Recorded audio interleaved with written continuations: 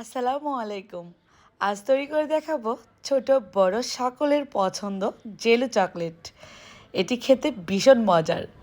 আজ আমি এই জেলো চকলেট তৈরি করব কোনো রকম আগার আগার জেলোটিন পাউডার ছাড়াই। ছোট ছোট সোনামণিরা যেহেতু খেতে পছন্দ করে এই চকলেটটি বানিয়ে কিন্তু ফ্রিজে সংরক্ষণ করতে পারেন বেশ কিছুদিন।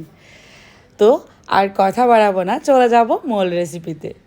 খুবই অল্প সময়ে করে দেখানোর চেষ্টা করব আজকের এই রেসিপি। চলুন দেখে নেই মূল রেসিপিটি। প্রথমে একটি পাত্রে দিয়ে দিচ্ছি 1 কাপ পরিমাণ চিনি। 1 কাপ পরিমাণ চিনির জন্য দিচ্ছি 1 কাপ পরিমাণ পানি। এবার জাল করে নিব, চিনি শিরা তৈরি করব। ঘন শিরাই হবে এই শিরাটা। 3-4 বার বলক উঠালেই কিন্তু অনেকটা ঘন হয়ে যাবে এই শিরা। খুব ভালোভাবে বলক ওঠার পর অনেকটাই ঘন হয়ে গেল। ঠিক এই পর্যায়ে আমি চুলা থেকে নামিয়ে ঠান্ডা করে নিব এই শিরাটা। এর ঘনত্বটা একটু দেখিয়ে দিচ্ছি। এই তো শিরা পুরোপুরি ঠান্ডা হয়ে গেলে এবার আমি একটা মিক্সিং বোলে নিয়ে নিচ্ছি 1 কাপ পরিমাণ পানি, নিয়ে নিচ্ছি 1/3 কাপ পরিমাণ কর্নফ্লাওয়ার। এবার একটা হ্যান্ড উইচের মাধ্যমে ভালোভাবে কর্নফ্লাওয়ার পানির সাথে মিশিয়ে নিব, যাতে করে কোনো রকম লাম্পস না থাকে সেদিকে খেয়াল রাখতে হবে। এবার এই মিশ্রণটি দিয়ে দিব ঠান্ডা শিরার মধ্যে। সম্পূর্ণটি ঢেলে দিচ্ছি, ভালোভাবে একটু মিশিয়ে দিব শিরার সাথে। এই জেলো চকলেটের আজকের ফ্লেভার হবে অরেঞ্জ। তো আমি এখানে 2টি অরেঞ্জ কেটে নিয়েছি। আপনার বাসায় যদি কমলা অথবা মালটা থাকে সে থেকেই দিয়ে দেবেন। তো আমি 2টি এভাবে করে মাঝখান থেকে কেটে নিলাম, তারপর এর জুসটা বের করে নেব। এই চকলেট আপনাদের পছন্দ মতো ফ্লেভার আর টেস্টের তৈরি করবেন, যে যেমনটা খেতে লাইক করেন। এবার এভাবে করে চিপে নিংড়ে আমি জুসটা বের করে নিচ্ছি একটা ছোট বাটিতে। 2টি অরেঞ্জ থেকে অনেকগুলাই বের হবে জুস, প্রায় হাফ কাপের মতো জুস বের হয়েছে। এবার কর্নফ্লাওয়ার আর শিরার মিশ্রণে দিয়ে দিলাম জুসটা। চুলায় বসিয়ে দিলাম, মিডিয়াম হিটে জাল করব। 2-1 মিনিটের মধ্যেই দেখবেন যে ঘন হতে শুরু করেছে। এর মধ্যে একটু অরেঞ্জ ফুড কালার দিয়ে নিচ্ছি। এই তো নাড়তে থাকতে হবে অনবরত। নাড়তে নাড়তেই দেখবেন যে 2-1 মিনিটের মধ্যে এমন ঘন হয়ে যাচ্ছে। এটার ঘনত্বটা চামচে নিলেই বুঝতে পারবেন। একটু আঠালো ভাব চলে আসলে ঠিক এই পর্যায়ে চুলা অফ করে দিতে হবে। আমার এখানে জেলোটিন তৈরি হয়ে গেল। এবার একটা সার্ভিং ডিশের মধ্যে নিয়ে নেব 4 কোনা বাটিতে। আপনারা আপনাদের পছন্দ মতো যে কোনো বাটিতে নিতে পারেন। আমি এখানে অর্ধেকটুকু দিলাম এই জেলোটা। তারপর স্প্যাচুলার সাহায্যে এভাবে করে একটু সমান করে দিচ্ছি। ফ্যানের বাতাসে রেখে দেব ঠান্ডা হওয়ার জন্য।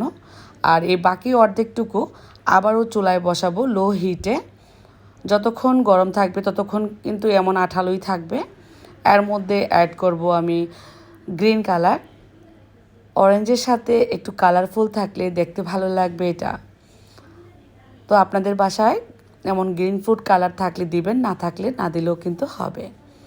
একটু নেড়ে চেড়ে মিশিয়ে নিলাম লো হিটে। এবার চুলা অফ করে দিয়ে ওপর থেকে আবারও দিয়ে দিচ্ছি বাকি অর্ধেকটুকু। ফ্যানের বাতাসে রেখে দিলে সঙ্গে সঙ্গেই টেনে যাবে। 2টি লেয়ারে তৈরি হবে আজকের এই জেলো চকলেট। ওপর থেকে এটা সমান করে দিচ্ছি। উপরের অংশটা ঠিক এভাবে করে একটু সমান করে দিতে হবে, তাহলে দেখতে সুন্দর হবে। এবার ফ্যানের বাতাসে রেখে দিব 10 থেকে 15 মিনিট। চাইলে কিন্তু নর্মাল ফ্রিজও রাখতে পারেন হালকা একটু ঠান্ডা হওয়ার পর। এই তো ফিরে আসব 10-15 মিনিট পর। ফ্যানের বাতাসে রেখে দেওয়ার ফলেই কিন্তু এমন হয়ে গেল। এভাবে করে ধরার পর আস্তে করে খুলে আসবে। সাইড থেকে এভাবে করে একটু আঙুল দিয়ে চেপে চেপে খুলে নিতে পারবেন। তারপর উপর করলেই নিজে থেকেই খুলে আসবে। এটা সুন্দর জমাট বেঁধে গেছে। এবার আমি কেটে নেব চকলেটের শেপগুলো। ভেতরের কালারটা কিন্তু খুব সুন্দর আসছে, 2টি লেয়ার বোঝাই যাচ্ছে। এবার যার যার পছন্দ মতো করে কেটে নিলেই হবে। আগার আগার জেলাটিন পাউডার ছাড়াও যে মজার চকলেট তৈরি হয় সেটা কিন্তু আজকেই তৈরি করে দেখালাম। এবার ছোট ছোট শেপে কেটে নেব।